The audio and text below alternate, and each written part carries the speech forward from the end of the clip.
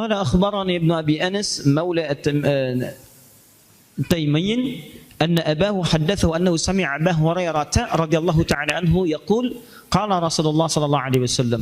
Saya langsung ambil ke rawi yang terakhir dari sahabat Abu Hurairah, nama aslinya Abdurrahman bin Sakhr ya radhiyallahu ta'ala anhu. Beliau menyampaikan Rasulullah sallallahu alaihi wasallam pernah bersabda, ingat betul kalimat ini. Idza dakhala syahrul Ramadan, di riwayat lain idza jaa Ramadan, apabila telah tiba bulan Ramadan. Jika ini secara tekstual diterjemahkan, bila telah masuk bulan Ramadan, futtihat abwabus sama, maka pintu-pintu surga di langit akan dibuka. Pintu-pintu surga di langit akan dibuka. Wa ghallaqat abwabu jahannam, dan pintu-pintu neraka khususnya jahannam itu akan ditutup. Kemudian wasulsilatus syayatin, di riwayat lain wasuffidatis syayatin, dan para setan itu akan diikat. Jadi pintu-pintu surga akan dibuka, pintu-pintu neraka itu ditutup, dan setan-setan itu diikat. Hanya papan tulis yang hapus sendiri ya. Baik, kita coba lihat. Bismillah. Tahan sebentar ya. Ada yang mengartikan hadis ini dengan pengertian langsung, tekstual.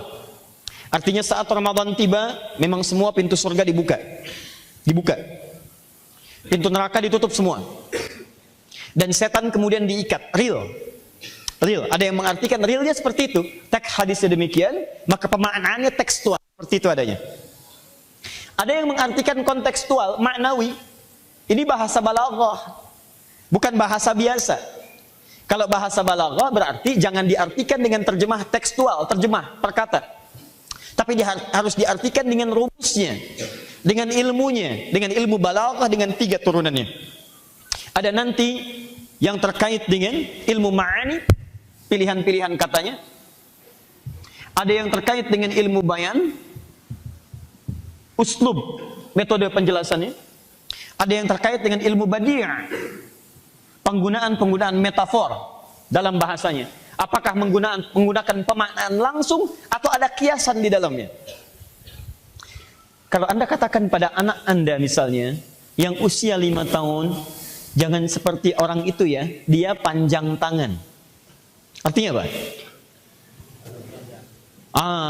Tangannya panjang.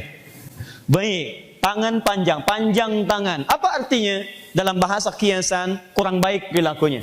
Karena ngambil punya orang lain, saking panjangnya tangannya bukan cuma sendal dia, sendal orang diambil juga gitu kan. Itu hal yang kurang baik. Tapi anak 5 tahun belum paham itu. Dia akan katakan, tangan kakak nggak panjang kok. Ya, tapi kalau Anda katakan pada orang yang usianya 15 tahun, 25 tahun, dia akan paham bahwa yang dimaksudkan adalah hal yang tidak baik yang melekat pada perilaku orang yang bersangkutan. Nah, dalam bahasa-bahasa ilmu hadis, bahkan dalam bahasa Al-Quran, ada kalimat yang diungkapkan dengan metafor. Penggunaan ilmu di balaghah ini penting untuk dikuasai. Kadang-kadang ada orang yang menerjemahkan, terjemahan yang dimaksudkan bukan itu maknanya, tapi yang dimaksudkan makna lain yang terkait dengan pendalaman kiasan di dalamnya. Ilmu ini yang sering harus dimiliki untuk memahami apa yang dimaksudkan. 3 ini. Nah, saya ingin tunjukkan gambaran begini. Misal, wasul silatis syayatin, setan diikat. Baik, sumber kemaksiatan itu apa? Sumber utamanya setan. Setan sumber utamanya. Setan mengatakan pada Allah, saya akan menggoda anak cucu Adam. Mulai memberikan angan-angan, mulai menyesatkan, mulai memerintahkan untuk berperilaku yang tidak pantas. Buka Quran surah keempat An-Nisa, ayat 119, ya paling kanan sebelah bawah. Ya, hati-hati. Wala udhillannahum, wala umanniyannahum, wala amuranna, dan seterusnya. Dan seterusnya. Jadi dari mulai menyesatkan, dari mulai memerintahkan mengangan-angan, dari memerintahkan untuk berlaku yang tidak pantas, sampai mengubah bentuk ciptaan, sampai maaf ya, memotong bagian tubuh hewan tanpa dibenarkan. Itu ada setan sumbernya. Nafsu itu nggak akan bergejolak kalau nggak setan arahkan. Karena setan yang minta, berikan saya kesempatan untuk mengambil bagian dari anak Adam untuk saya goda. Dia ngambil nafsu. Nah sekarang persoalannya, kalau setannya diikat selama bulan Ramadan, kenapa masih ada maksiat terjadi saat Ramadan? Yang mencuri ada saat Ramadan? Ada. Yang menipu ada? Ada, nggak tanggung-tanggung. Pakai nama ustadz lagi nipunya. Betul, ada pengajian gini. Ustadznya si fulan, padahal ustadznya nggak pernah diminta. Bisa terjadi. Ya, ada sesuatu yang salah terjadi saat bulan Ramadan. Kenapa masih ada maksiat, ada pencurian, ada penipuan, ada perselisihan, bahkan ada yang saling cela. Ada yang saling cela saat Ramadan. Sumbernya apa? Setan. Pertanyaannya, kalau setannya kemudian diikat, kenapa masih ada maksiat? Itu poinnya. Karena itu, bagaimana memahami pintu surga dibuka, pintu neraka ditutup, dan setan kemudian diikat. Ini poinnya. Kalau semua hamba sudah beriman, saat Ramadan, orang Islam semua beriman, bagi yang beriman, kemudian mengerjakan amal soleh, dikerjakan semuanya, dengan harapan bisa masuk ke surga, pintu-pintunya. Ada yang cuman puasa aja, ada yang kerjakan Qur'annya, ada yang puasa, baca Al-Quran, ada yang sedekah, semua dia kumpulkan, dengan harapan semua pintu surga dikunjungi. Poinnya, kalau semua hamba beriman mengerjakan semua amal soleh ini, maka peluang ke surganya lebih besar atau tidak? Lebih besar. Maka semua ke surga, karena semua tobat juga, kerjakan amal soleh. Kalau orang Islam yang beriman tahu rumus ini, semua mengerjakan amal soleh untuk meraih surganya, maka otomatis kalau semuanya ke surga, maka otomatis pintu neraka ditutup. Sepi neraka nggak laku. Betul, sepi karena semua pengen ke surga. Maka hadisnya mengatakan, wa ghulliqat abwabu jahannam. Atau di riwayat lain, ghulliqat abwabun nar. Pintu-pintu neraka otomatis ditutup. Karena ketika amal dibuka semua dikerjakan, siapa yang pengen ke neraka? Neraka sepi. Kecuali memang kata Nabi, ini kalimat Nabinya, awas hati-hati, semua umatku akan masuk surga. Tidak cukup dengan amin. Belum selesai hadisnya.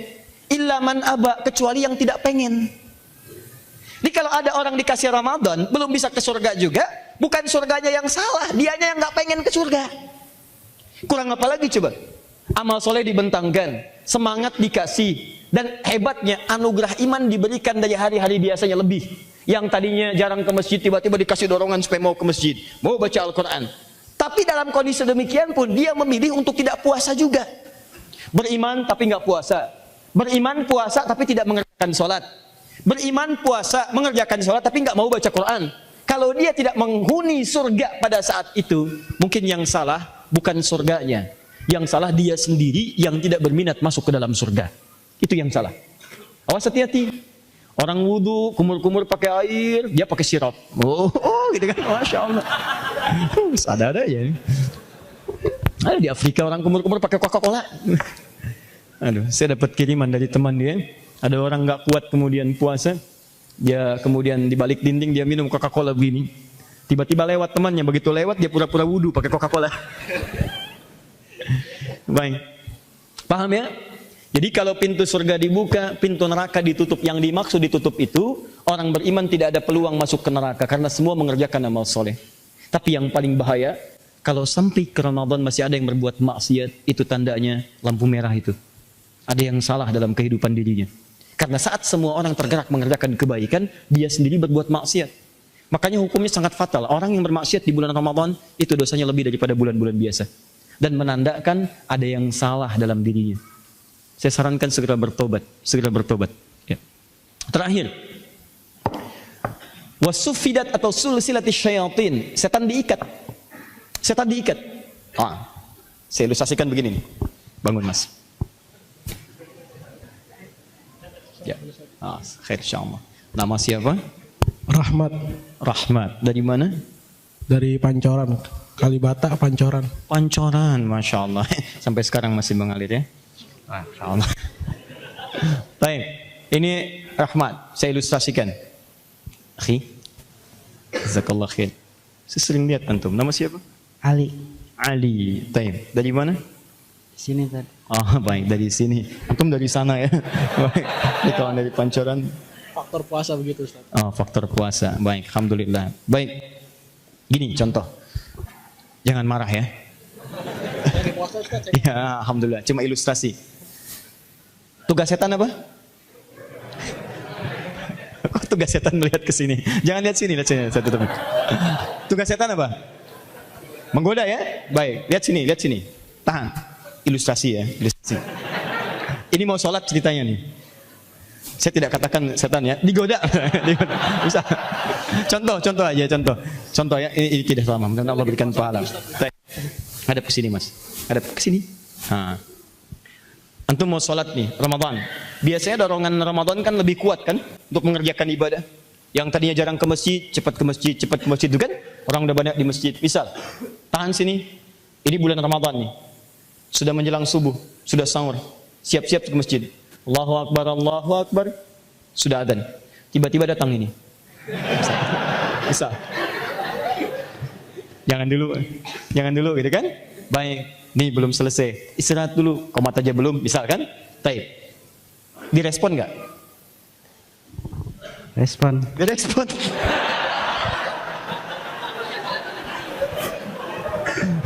Kayaknya temen ini. Baik. Dia takut sama saya, bukan sama setan Ustaz. Kita balik.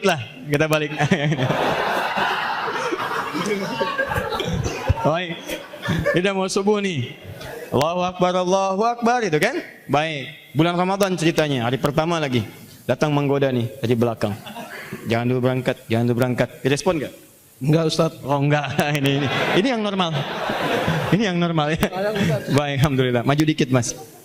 Tahan. Ini tiba-tiba teman-teman sekalian mau sholat subuh. Sekarang mau sholat malam, tarawih.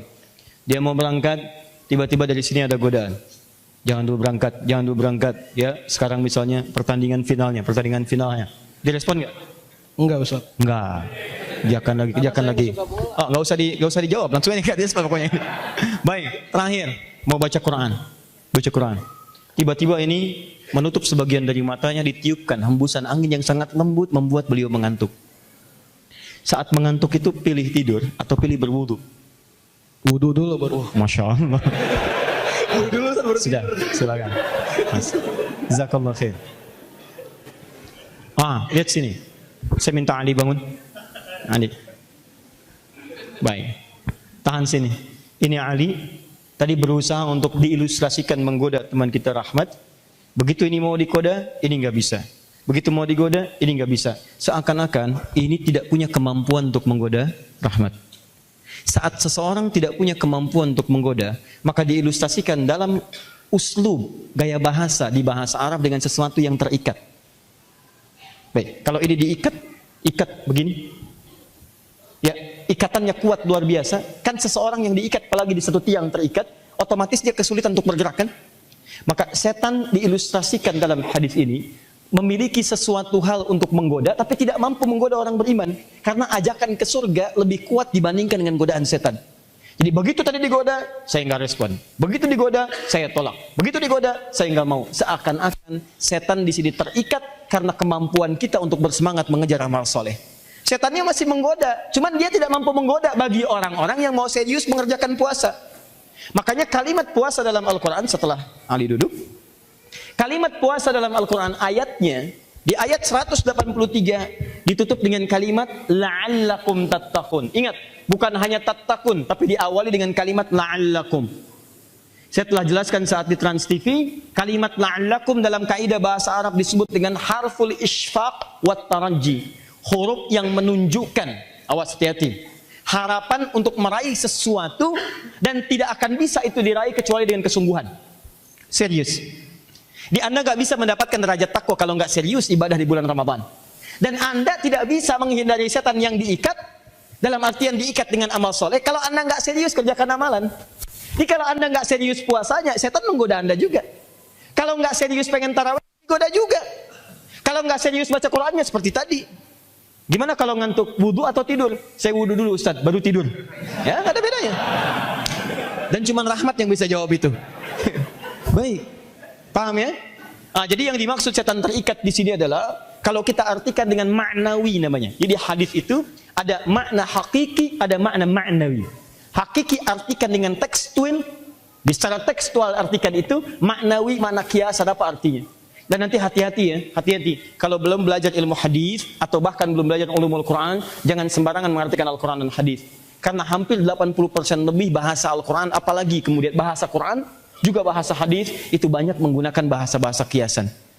Kalau antum tidak paham, itu bisa salah dalam memahaminya.